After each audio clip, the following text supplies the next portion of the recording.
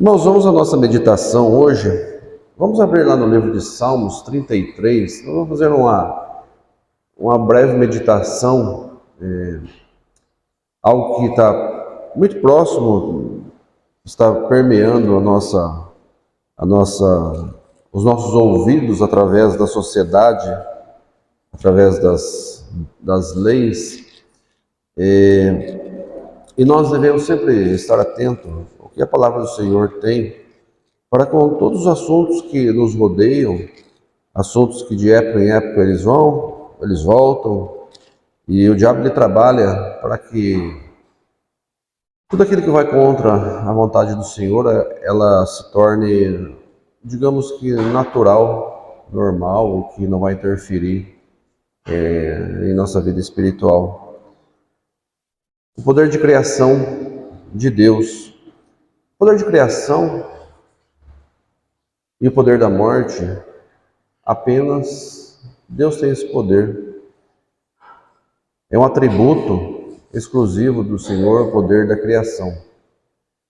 Nós podemos criar algo, nós vamos pegar um material ali, formar de um jeito, montar, usar um ferramental, usar uma cola, usar um parafuso.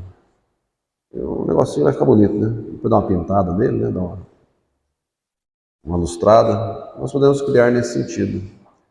Mas o poder de criação que nós falamos de Deus não é fazer algo do que já é existente, mas fazer algo daquilo que não existe. Somente o poder de Deus em criar algo do nada. Aqui em Salmos 33, 9, o salmista aqui falou algo interessante sobre Deus. 33, 9. Porque falou e foi feito, mandou e logo apareceu. O Senhor falou e foi feito, mandou e logo apareceu. Nós pegamos o poder da criação, algo bem próximo. Pegamos a criação do homem, o material genético. Pegamos dois materiais genéticos, o homem e a mulher, nunca do mesmo sexo, não dá certo. O homem e a mulher, e ali, no período, no tempo, aquela fecundação, fecundou aqueles dois materiais genéticos. E depois de 9 meses, nasce um ser. E qual que é a primeira reação dele? Chorar. É o primeiro contato com o mundo, é o chorar. Nasce aquele nenenzinho bonito, né? Mas o princípio, muitas vezes insignificante, que nós não... E aquela fecundação no útero, ele se forma uma bela imagem e semelhança de Deus. Algo bonito, aquilo que desperta a nossa alegria. Quando nós vemos pela primeira vez aquele ser ali nascendo, algo que nos emociona. O homem não consegue formar apenas aquele material genético. Uma criança que já vai nascer chorando, já tem um sentimento, formado perfeitamente, com as suas milhões de células trabalhando para seu desenvolvimento e sua proteção, e aquilo Deus faz. Em contraponto, Deus também determina a morte. No período de 50 dias, nós somos 3 velórios, 39, 52 e 102 anos. Aquele ser que nasceu perfeito, tiveram períodos de vida distintos e mortes distintas, com diferenças de idades, mas Deus ali determinou ali um tempo para essas 3 vidas que podemos citar como exemplo, que nós em 50 dias nós presenciamos de pessoas próximas, familiares. Deus criou e Deus também determinou um tempo, um dia para a sua morte. Esse é um poder de Deus. O dia que nós nascemos, como nós nascemos e como nós vamos morrer e quando nós vamos morrer. Antes da fundação do mundo, Deus já tinha todos esses passos de nossa vida. Antes que nós vivenciássemos o primeiro dia, Deus já sabia do último. Nós não temos o controle sobre a vida e também nós não temos o controle sobre a morte. Morreu de acidente, suicídio. Deus já sabia naquele dia, Deus já sabia através da sua onisciência, a sua onipotência e a sua onipresença de tudo aquilo que iria acontecer. Mas tudo que é criado, toda a criação, todo ser, tem um Criador soberano, um Criador que sabe de todas as coisas. Voltando ao início, Deus criou todas as coisas. Deus formou todas as coisas. Não foi através de uma explosão, porque uma explosão ela não cria nada. Não é através da evolução, os evolucionistas, porque senão o homem já seria um outro ser e não o homem. A ciência não prova, não comprova essas teorias, e teorias não são fatos reais, são teses a ser discutidas. O homem não foi feito fruto de uma evolução, mas da criação de Deus. E essa criação, como nós lemos em Salmos 33, 9, através do seu falar foi feito. Deus falou e tudo aconteceu. Deus fez a terra perfeita para o homem reinar.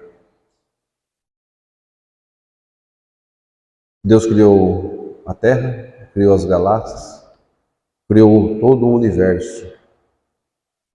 Quem tem o poder de criar todas essas coisas? Uma natureza que funciona perfeitamente. Um corpo humano que funciona perfeitamente em harmonia. Todos os seus órgãos coordenados e funcionam perfeitamente. E tudo foi feito pela vontade de Deus. Lá no livro de Gênesis, no primeiro capítulo, primeiro capítulo e primeiro versículo, Deus ali fala da criação.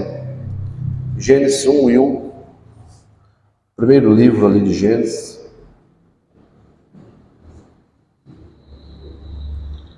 No princípio criou Deus os céus e a terra era sem forma e vazia, e havia trevas sobre a face do abismo. E o Espírito de Deus se movia sobre a face das águas.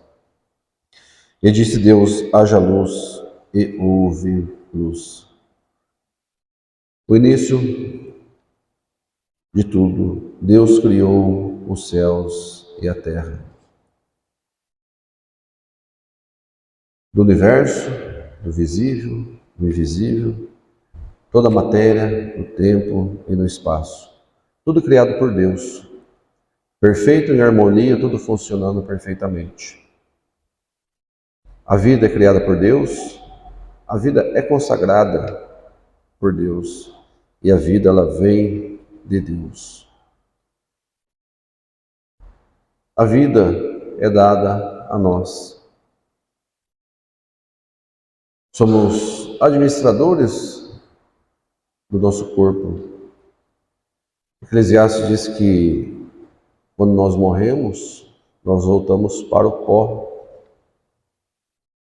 para a terra a qual pertencia. E o Espírito a Deus, a qual lhe pertence. e pelo zelo e pelo cuidado que nós devemos ter com as criaturas, por tudo que Deus criou. Em especial no assunto de hoje, as nossas crianças que ainda nem nasceram, no cuidado que nós devemos ter. Lá no livro de Provérbios, capítulo 6, Provérbios capítulo 6, uma exortação que Deus dá sobre o cuidado que nós devemos ter com uma vida que Deus dá para que ela seja cuidada por nós. Provérbios 6, 16 e 17.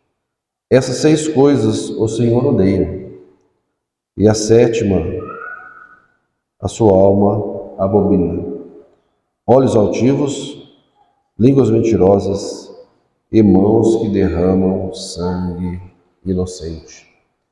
O derramar do sangue inocente. Quando há um derramamento do sangue, há um clamor do Senhor.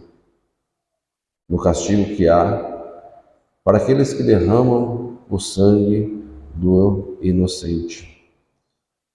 Quando nós lemos lá no livro de Êxodo, os 10 mandamentos, o 6º mandamento, quando diz, não matarás. E quando nós lemos esse mandamento, o 6º mandamento, quando diz, não matarás, não há uma ressalva e nem há um porquê ou alguma exclusão a qual nós podemos matar. Não existe no rodapé ali do não matarás a seguinte frase, exceto no útero. Nós não encontramos essa frase do não matarás ali no mandamento. E o ser humano, mesmo antes da sua concepção, nós carregamos já a imagem e semelhança de Deus. Deus dá a ênfase à vida. Deus enfatiza no cuidado que nós devemos ter com a vida. Lá no livro de Levíticos,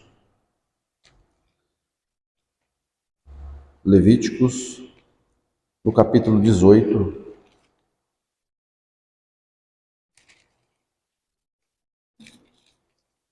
é o terceiro livro do Pentateuco, do Velho Testamento, do terceiro livro da Bíblia. Levíticos 18 e 21, ali uma exortação, a qual era uma prática dos antigos, que diz o seguinte: e da tua descendência não darás nenhum para fazer passar pelo fogo perante Moloque, e não profanarás o nome do teu Deus. Eu sou o Senhor. E no capítulo 20, verso 2, diz o seguinte, seguindo no capítulo 20, verso 2, diz o seguinte: também dirá aos filhos de Israel, qualquer dos filhos de Israel ou dos estrangeiros que peregrinam em Israel, der sua descendência a Moloque, certamente morrerá, e o povo da terra o apedrejará. Quem era Moloque e qual que era o rito que era praticado? Moloque era um deus pagão. Os judeus chegaram a Canaã e havia o deus Moloque, um deus com as mãos abertas, e nesse local eram colocadas crianças a qual eram mortas pelo fogo. E havia os tambores de Rinom que tocavam para que o choro das crianças fosse abafado. Estudo e estudiosos dizem que milhares de ossadas de crianças foram encontradas, dessas crianças que eram oferecidas a esse Deus pagão. Isso foi lá no princípio. E essa prática, irmãos, não cessou. Hoje, o Deus não se chama mais Moloque. A prática de extermínio de infantes. Hoje, essa prática chama-se aborto. Estima-se que somente por meios legais uma população da Argentina seja morta através de abortos, somente os oficiais, 42 milhões de crianças sejam assassinadas por ano por esse método chamado aborto, somente pelos meios oficiais.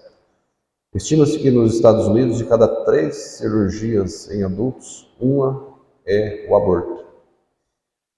Imaginamos quantas crianças são exterminadas através desse infanticídio. Antigamente, o deus Moloque, hoje chamado como aborto. Isto, em algumas culturas mais antigas, era tido como um ato comum entre os tais, os egípcios, os gregos, algumas épocas, Roma, que faziam um processo seletivo, mas outras culturas tinham tido isso como algo que provocava a ira do Senhor. Dentre os sumérios, os babilônicos, os temidos assírios não praticavam esse método de extermínio ou assassinato de crianças, e os medos e os persas. Até um tempo atrás, não sei se ainda é vigente, mas quando um aluno era formado em medicina, ele fazia um juramento que ele não daria à mulher nenhum presário para provocar o aborto. O que era o presário? São as ferramentas que provocam o aborto. Do jeito que a nossa cultura está, não sei se mudou esse juramento. Mas são práticas que haviam no passado e hoje continua com a mesma prática. Imagine você juntar num só lugar ossadas de 42 milhões de infantes. Qual que seria o volume disto? E aos nossos olhos, o que isso representaria? Uma criação de Deus. O povo de Deus sempre foi chamado a diferenciar dessa tal prática. Lá no livro de Êxodos, o segundo livro do Velho Testamento, lá no capítulo 21, Êxodos 21,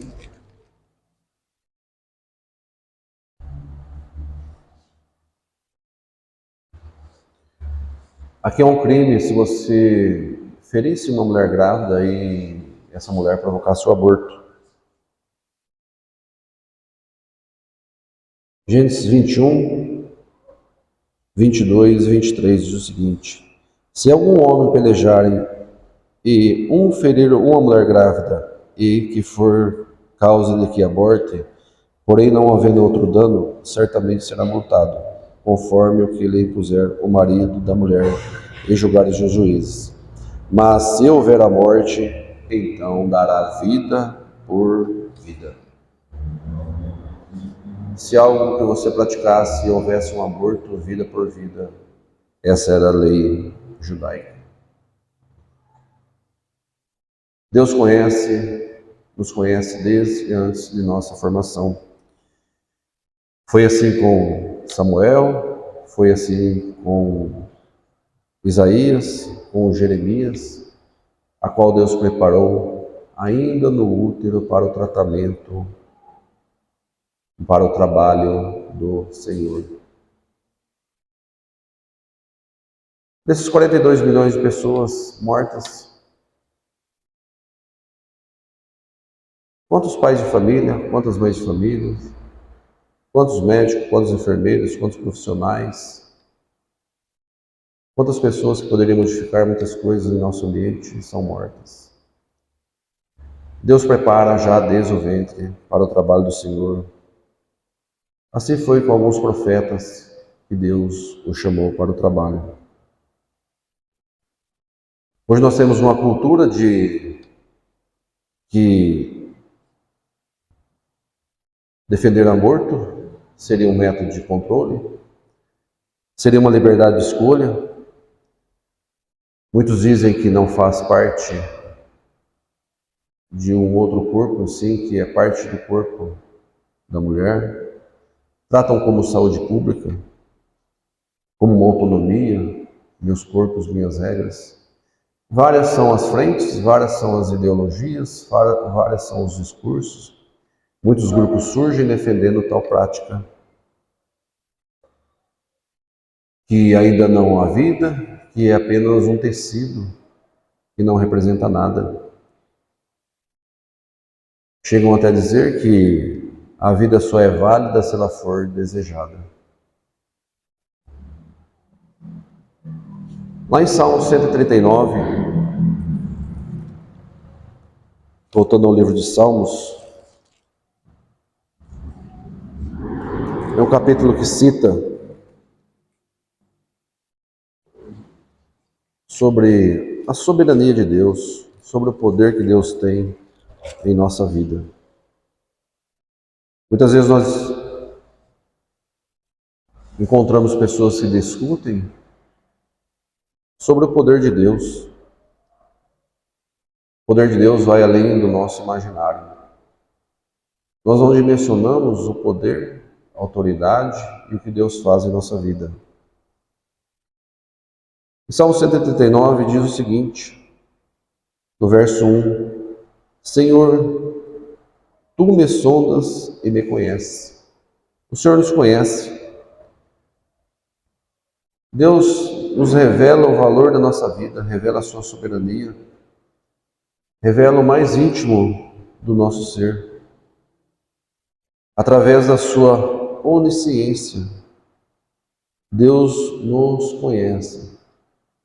Tudo que nós estamos pensando, tudo que nós estamos programando, tudo aquilo que nós imaginamos, Deus já sabe. Não precisa sair palavras de nossa boca. Deus já sabe de todo o nosso pensar. O verso 2, Tu sabes o meu assentar e o meu levantar. De longe estendes o meu pensamento. Cada pensamento Deus nos conhece. Se pensamentos bons, se pensamentos ruins. Cercas o meu andar e o meu deitar.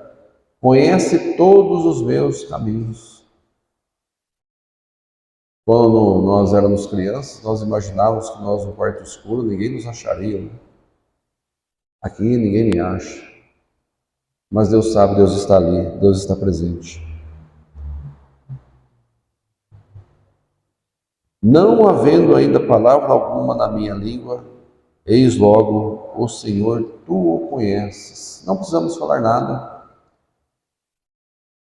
Não precisamos emitir uma fisionomia. Deus conhece o nosso íntimo, o nosso ser. Deus tem contado os fios de cabelo de nossa cabeça. Nem a ciência consegue contar exatamente quantos fios. Mas Deus sabe de cada ser humano quantos fios há. O tamanho do poder, da soberania, algo imaginário para nós.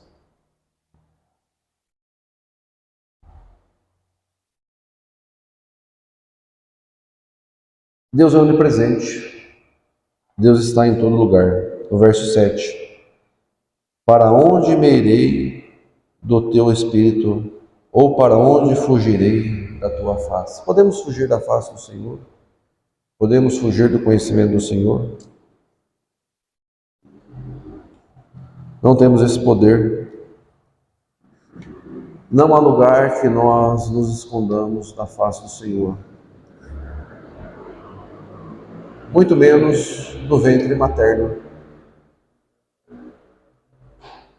Nós não conhecemos as profundezas do mar, conhece-se apenas 5% dos oceanos, não conhecemos o interior da Terra, não conhecemos a galáxia, as outras galáxias que existem, e muito menos conhecemos o nosso corpo. Temos doenças, temos alguns males que nós nem sabemos, que se manifestarão no dia em que o Senhor assim o desejar. Muitas das enfermidades que nós temos e não se manifestam, que morreremos sem saber que nós tínhamos. Mas Deus os conhece, Deus sabe.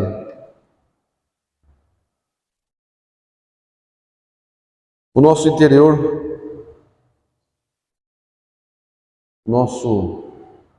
das mães, o útero, também não conhecemos. Como que Deus transforma naquele ambiente escuro, aquele ambiente protegido dos impactos da luz, naquele ambiente em qual uma revolução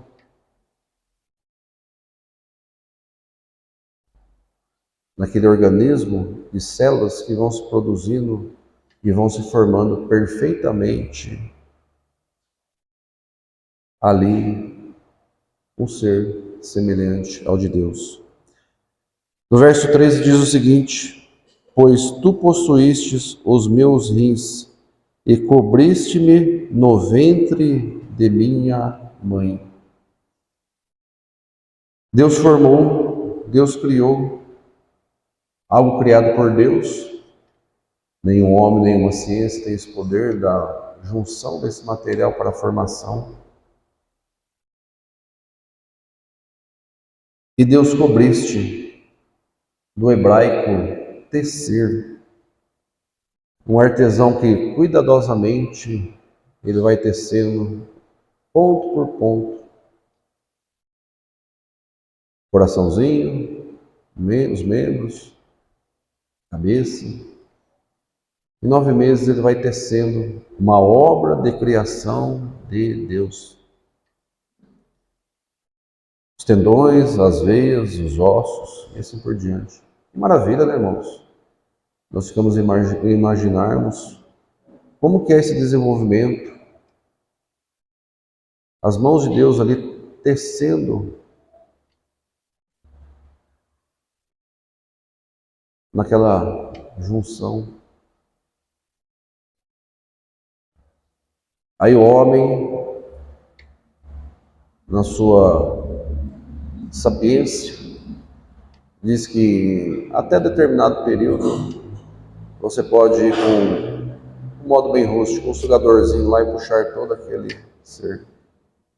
É assim que a maioria dos abortos são praticados. Imagens mostram aquele pequeno ser já lutando com a vida. Uma obra de arte, uma obra perfeita. Ninguém comprou um carro bonito, último modelo, carro dos sonhos. E aí vai a sua esposa ou esposo e vai lá e taca fogo no carro, né? Destrói. Quem faz isso? Ninguém faz. Imagina algo que Deus fez e você vai lá e destrói. Uma obra de arte perfeita. Quando nasce, aquele choro, você conta os dedinhos, o olhinho, a boquinha, tudo formadinho. Quem faz aquilo é uma obra de Deus. E homens inescrupulosos vão lá e destroem e matam tal ser. No verso 14 diz o seguinte: eu te louvarei porque de um modo assombroso e tão maravilhoso foi feito. Maravilhosamente são as tuas obras. e a minha alma o sabe o muito bem. Modo assombroso.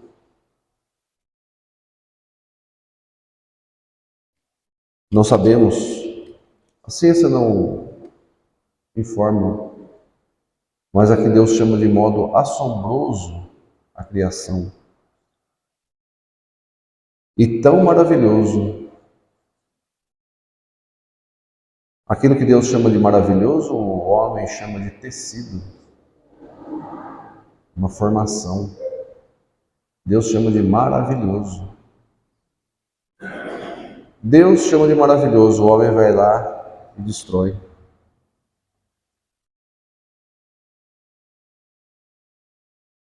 A obra de Deus. E Deus sabe muito bem como forma.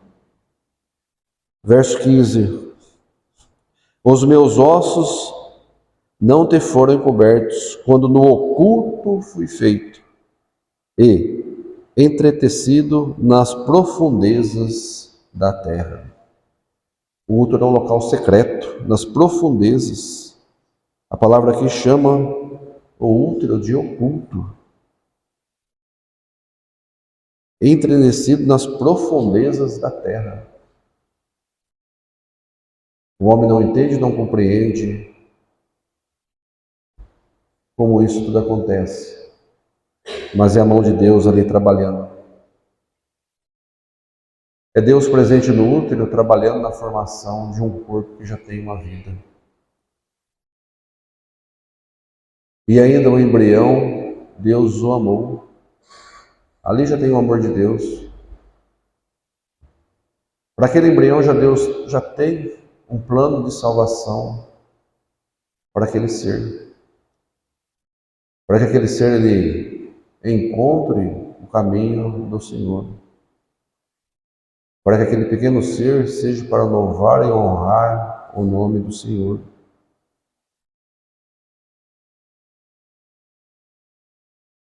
Nem mesmo na nossa formação nós estamos escondidos dos olhos e da mão do Senhor. É a grandeza de Deus, a honra que nós devemos dar a Deus, o milagre da formação da vida, que não podemos destruir. Verso 16: os teus olhos viram o meu corpo ainda informe, e no teu livro todas essas coisas foram escritas, a quais em continuação foram formadas, quando nem ainda uma delas havia. Não tem os médicos, não tem ultrassom, que veja os nossos dias. Você vê um pequeno formato em 3, 4D, colorido, preto e branco, seja o que for. Você tenta assimilar como seria o rostinho. É uma curiosidade que nós temos. Vai se parecer com o pai ou vai parecer com a mãe? Mas Deus já sabe. Os teus olhos viram o teu corpo ainda informe. Deus já determinou todos os dias para aquele pequeno ser. E assim é formado.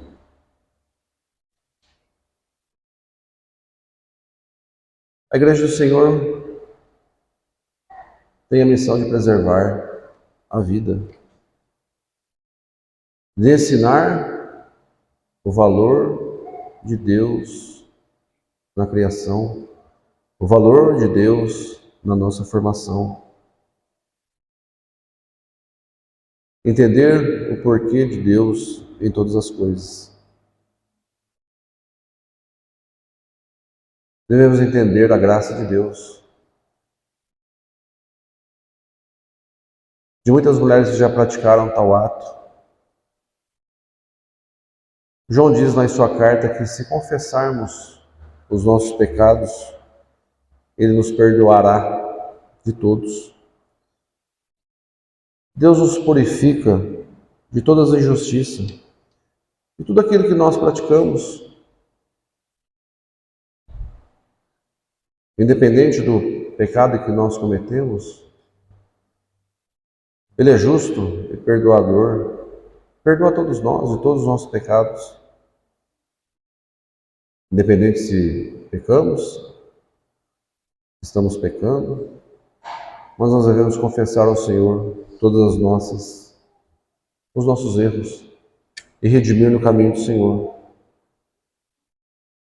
Ensinar as próximas gerações, os nossos filhos, daquilo que o mundo está tomando, da sociedade, seja por meios oficiais ou não, daqueles que defendem a causa do aborto. Lá no livro de Deuteronômio, é um capítulo interessante que nós devemos sempre ter em nossa mente. Quarto livro do Velho Testamento, Deuteronômio 6. É algo que nós devemos ensinar, a igreja deve propagar desde nossa meninice. Deuteronômio 6 diz o seguinte: e essas palavras que hoje te ordeno estarão no teu coração. A palavra do Senhor ela deve estar em nosso coração, na meditação de dia e de noite, estar no nosso coração. A palavra do Senhor ela não pode fugir do nosso coração.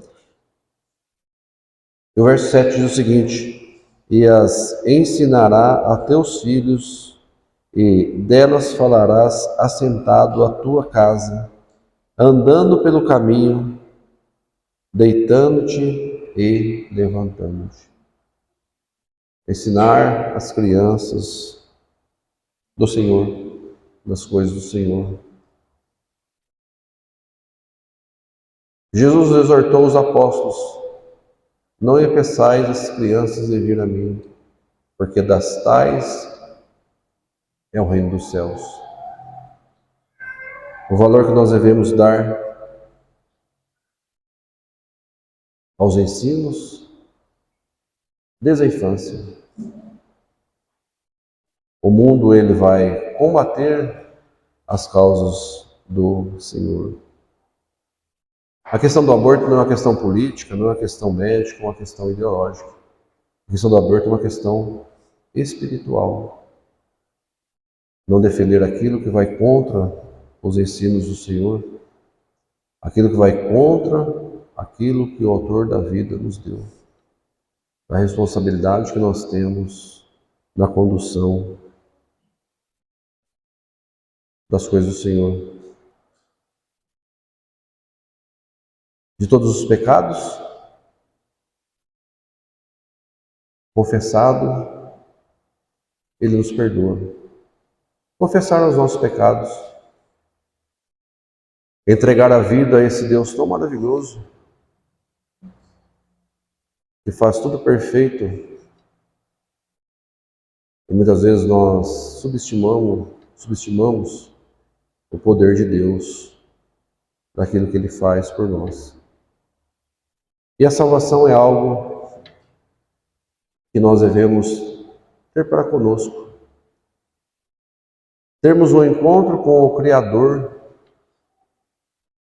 não só da nossa formação, mas desde a eternidade de tudo que foi feito. Deus abençoe a sua palavra, abençoe o seu ensino, na meditação que nós devemos ter em nosso dia a dia, das coisas santas e sagradas do Senhor. Amém? Vamos ter um hino